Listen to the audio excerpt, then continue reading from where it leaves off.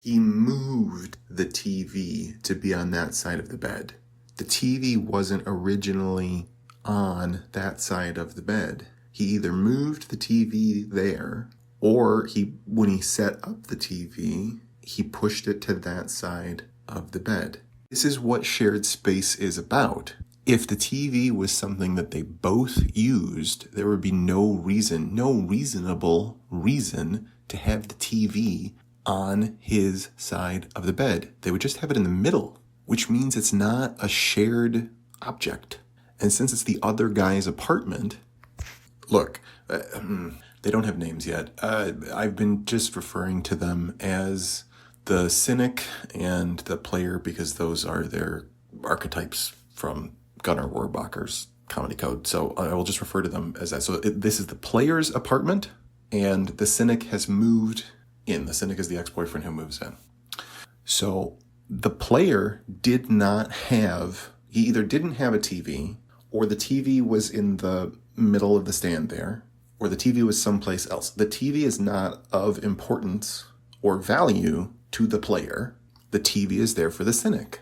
So that's some version of either the player is being nice to the cynic, or the player has just chosen to lose that battle because the circumstances of the story are it's the last 6 months before the end of the world. So, there's sort of no point to, because Earth doesn't have a future in this particular story, it influences the way everybody is making decisions.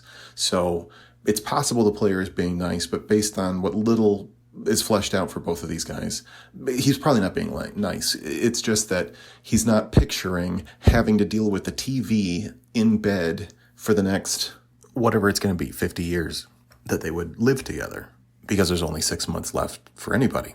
So my instinct is that the player absolutely hates having the TV in bed. And just based on relationships between two men, I have a strong hunch the player has a massive conflict about every time the cynic is really into some form of media. So when you see all the books stacked up, that probably frustrates the player because the player doesn't read. But it doesn't stop there, because now the cynic is able to watch movies and TV shows and, documentaries from their bed, from what used to be his bed, the player's bed. And so I'm almost certain it's creating huge amounts of friction between the two of them. And so there should be tons of opportunity to pull story from the conflict, which is stemming from what the Gottmans call an enduring vulnerability, a vulnerability that we know we should be over, but we're not.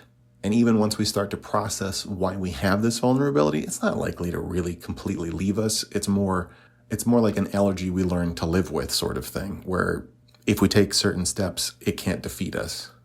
And I don't think they're going to do that work in the last 6 months of the planet. But I also don't think they're going to make it all the way to 6 months without an incident, without a bunch of different incidents. Because once you start playing the game of if-then, like they do at UCB, the improv troupe, if he's frustrated, if the player is frustrated anytime the cynic goes and learns something, then what other areas grate on the player and cause him to feel bad? And you have to remember, this is the player's home. This is the player's apartment. So it's sort of like the cynic has taken over the player's safe space. And there's just no way that they're going to live in harmony. But they don't have to live in harmony to love one another. So that's basically how the story works. They are pulled apart by the fact that they don't need the same things, and they are hurt by different things, but they are kept together by the decision for the genre that we're writing a comedy. So they won't break apart. And that's how you get, that's where every scene comes from. Because there's never a moment where you have to invent some weird thing for them to fight about. Because you know what they're going to fight about.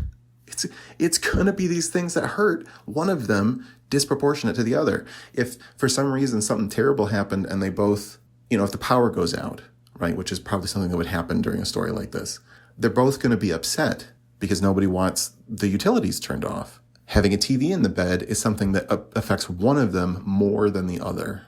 And that's where you're going to get original moments of story that sort of write themselves.